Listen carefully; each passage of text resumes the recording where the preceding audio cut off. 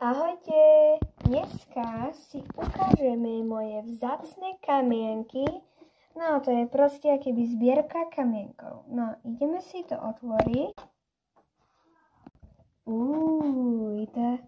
Ideme si ich pozrieť.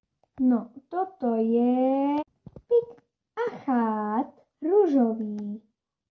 Je z obchodu z Košic. Je veľmi krásny. A ďalší kameň je pik drblietavý kameň. Veľmi dobre sa drblieta s ním. No, ideme si ukázať ďalší kameň a je to kameň opál. Je veľmi krásny a má farebné farby. Keď sa tak pozriete. A ideme si ukázať ďalší. No a ďalší kameň je mušľa morská. No, je veľmi vzácna, no nie je vzácna ani. Nájdeš už hoci kde iba na mori. A keď máš takú dieru, napríklad toto nie. Ja na svojej mušli nemám dieru.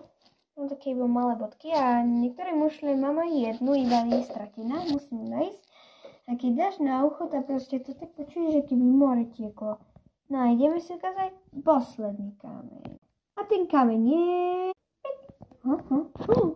Tu je ten kameň.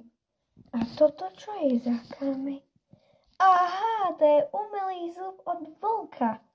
Wow, je veľmi biely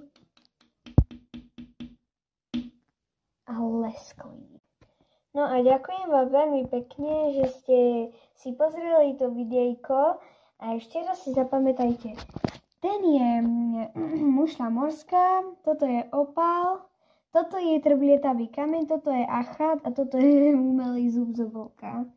No tak ahojte, dajte mi like a odber sa tej kamienky. Keď také máte, tak napíšte mi do komentára, keď napríklad ten, alebo ten. Tak ahojte, kamienky vás pozdravujú, ahojte. Ďakujem vám veľmi pekne, že ste si pozreli moje videjko na YouTube. A dajte mi prosím like a odber a napíšte do komentára. Tak ahojte, kamienky vás pozdravujú, ahojte.